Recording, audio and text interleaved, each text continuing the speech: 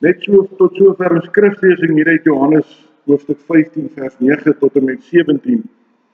En dan sal u sien die hoofklem wat hier gaan is hoe ons mekaar moet lief hê.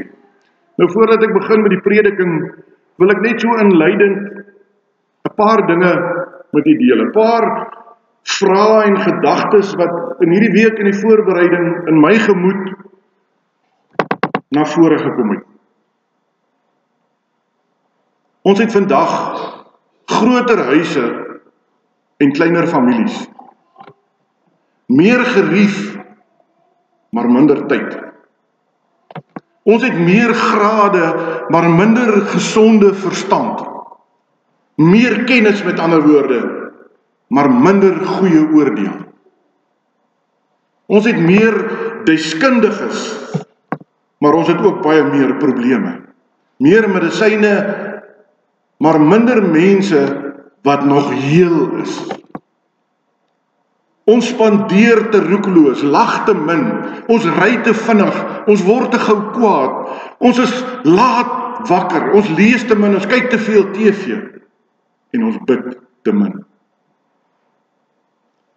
Ons het ons besittings vermenigvuldig, maar ons waardes gehalveer. Ons praat te veel en ons het te min lief en ons lieg vir mekaar. Ons het geleer om te bestaan, maar ons lewe nie meer. Ons het hoër geboue, maar ons het korter humere. Ons het wyer snelweë, maar enger standpunte. Ons spandeer al meer in die lewe en ons het al minder. Ons was al maand toe en terug, maar ons sukkel om oor die straat te loop om ons nuwe bure te gaan ontmoet. Ons oorwin die buitenste ruimtes, maar nie in ons innerlike nie. Ons kan 'n atoom vernietig, maar ons vooroordele bly bestaan. Ons het geleer om goud te maak, maar ons het nie geleer om te wag nie. Ons het hoër inkomstes, maar laer morele standaarde. Meer ontspanning en minder plesier. Meer soorte kos, maar minder voedingswaarde. In baie huisgesinne 2 salarisse, maar baie meer egskeidings. Dink 'n bietjie daaroor. Die opname is op YouTube en op my Facebookblad beskikbaar as jy weer wil luister. Gaan dink 'n bietjie mooi na oor dit wat ek nou aangehaal het. Ons het geleer dat die nuttelose gevoel, hierdie betekenloosheid wat ons soms ervaar en beleef, te doen het daarmee dat ons nie God se doel, sy roeping vir ons meer uitlewe nie. Om antwoorde te kry op vrae soos, waarom roep God ons? Of sal ons ook 'n klompie ander vrae moet beantwoord? Vrae soos, kan jy jou lewe beskryf as 'n lewe van liefde? En nou moet elkeen met homself eerlik wees vanoggend. Spreek jou lewe teenoor ander mense dat jy op die pad van liefde beweeg? Liewe broer en suster, God se roeping vir ons is nie maar net bloot om eendag hemel toe te gaan as ons doodgaan nie. Ons hele bestaan kan nie maar bloot net rondom onsself draai nie. Dink aan Jesus se bestaan op aarde. Dit was nooit tot sy eie voordeel nie. Inteendeel, sy hele bestaan het gedraai rondom ander mense, sondaar mense. Mense soos ek en jy. En dan kom God en hy roep ons om in 'n lewende verhouding met hom te lewe, 'n verhouding waarin ons hom leer ken, waarin ons saam met hom wandel en waarin ons hom liefhet. Met ander woorde, hy roep ons tot 'n liefdesverhouding.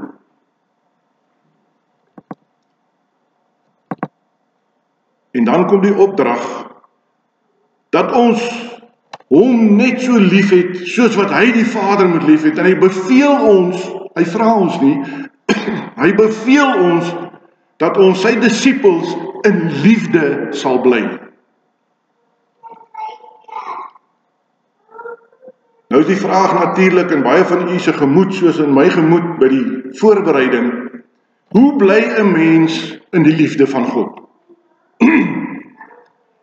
Jesus verduidelik met die beeld waar hy die wingerdstok is en ons die lote. Partykeer dink ons aan 'n wingerdstok net as daardie ou stammetjie wat daar staan, maar die wingerdstok het ook wortels, hy het ook takke, daar's blare en gegeewe tyd van die jaar is daar vrugte.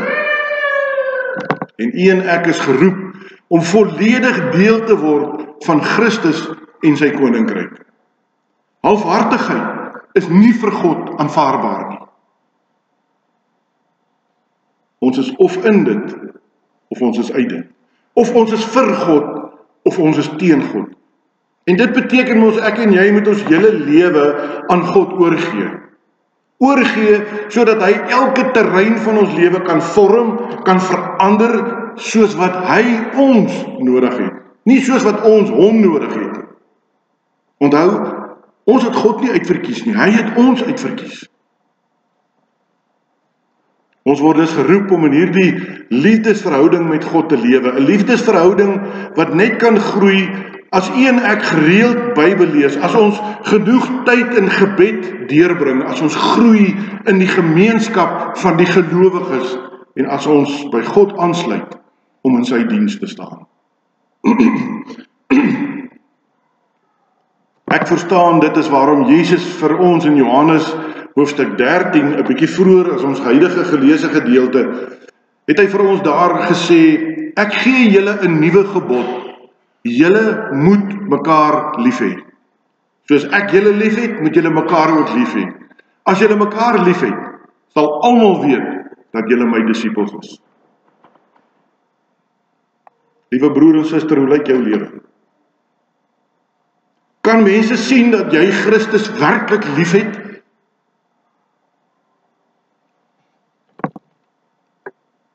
Christus roep vanoggend opnuut vir elkeen van ons om weer te gaan getuig van sy liefde. Gewone mense soos ons moet vir die wêreld leer van God se liefde vir sondaar mense. Dat hy sy godheid laat staan het, aarde toe gekom het, mens geword het, aan 'n kruis gehang het, sodat ek en jy vir ewig kan lewe. God se liefde vir sondaar mense moet deur ons stroom na mense by ons werk, by die skool, by sportbijeenkomste. Die hele Bybel getuig daarvan dat God in sy almag gekies het om sy verlossing en liefde aan die wêreld te wys deur sondaar mense. En dit, my liewe broer en suster, is hoekom elkeen van ons geroepe is. Nie net die dominee in die ampt van die predikant nie. Elkeen van ons is geroepe om God se verlossing en sy liefde aan die wêreld te gaan wys. As ons die Bybel vat, kan ons van Genesis 1 af dwars deur na Openbaring toe gaan en sien, deur die hele Bybel heen, roep God gewone mense vir sy taak. Hy roep skaapwagters, hy roep bediendes, hy roep skrynwerkers, hy roep vissermanne, hy roep boere, hy roep besigheidsmanne, hy roep vervolgers van God, Saulus wat Paulus geword het. En hy roep jou. Ons mis so dikwels God se plan vir ons lewens, omdat ons nie wakker is of bewus is van die eenvoudige manier waarop God ons betrek by sy koninkryk nie. Die vraag kom dalk ook by jou op, is daar tyd en plek op hierdie stadium van jou lewe dat God na jou toe kan kom en sy wil aan jou kom bekend maak? Is jy beskikbaar? Onthou, God soek eers net jou gewilligheid. Maar hoeveel verskonings is daar nie? Ek is te jonk, ek is te oud, ek het nou my deel gebring en ek gaan nie meer op die kerkraad dien nie. Ek het te veel verantwoordelikheid by die skool met my werksaamhede en my kinders by die huis. Mense, ekskuus, ek kan nie in die koninkryk van God dien by die kerk nie. Ek het te min, ek is te moeg.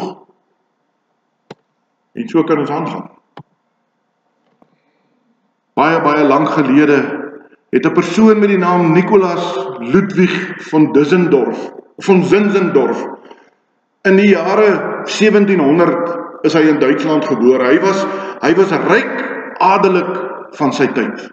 As jongman besoek hy op 'n dag 'n kunsmuseum daar in Düsseldorf en in die museum gaan staan hy voor 'n skildery van Jesus met die doringkroon op sy kop.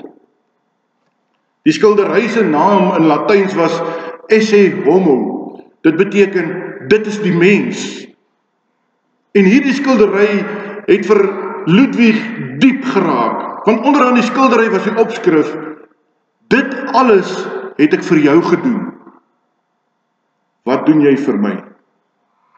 En die vraag kom vanoggend na my toe, maar dit kom na elkeen van u toe. Dit is wat Jesus Christus vir jou gedoen het.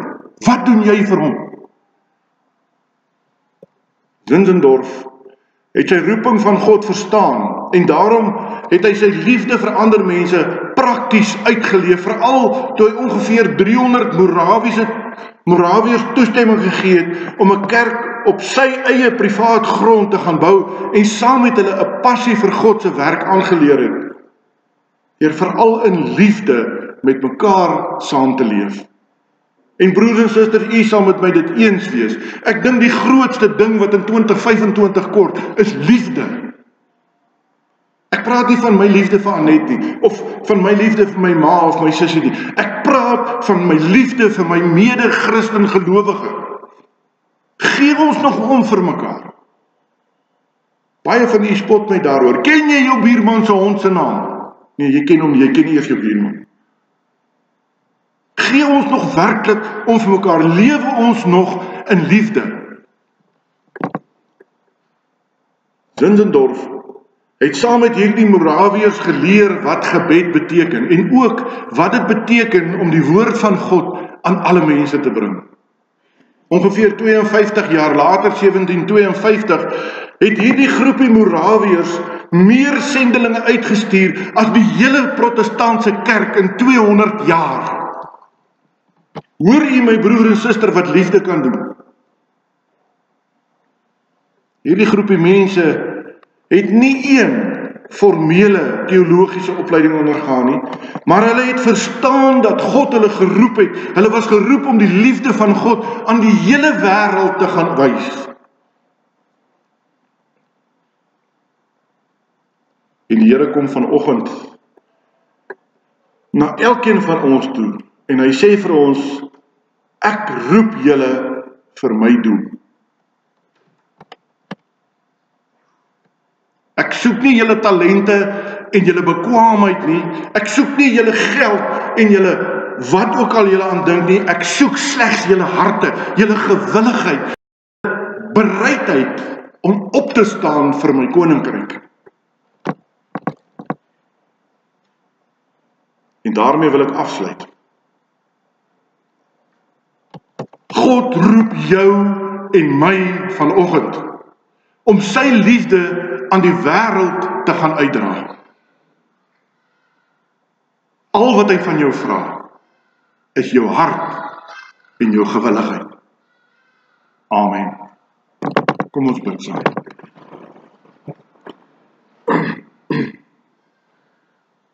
Troue God en Hemelvader,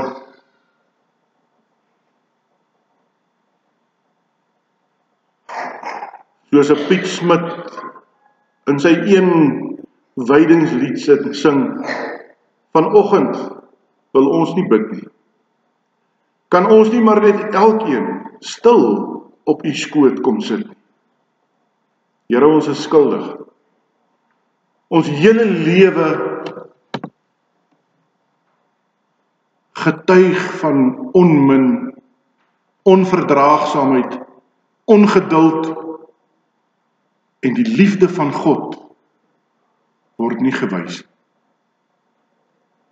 Ons verwyd mekaar oor foute wat dae en weke en maande en jare gelede plaasgevind het, en ons weier om te vergewe ten spyte daarvan dat hy sê 70 maal 7 keer. Wil ons nie aanvaar dat die volgende persoon 'n sondaar mens is wat geneig is tot die kwaad nie. en weier ons om u liefde aan hom of haar te bewys.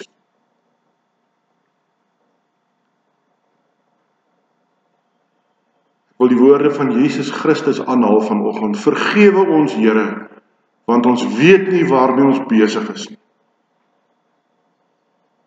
Verander ons harte deur die werking van u Gees en maak ons ware liefdesdisippels tot u eer. Amen.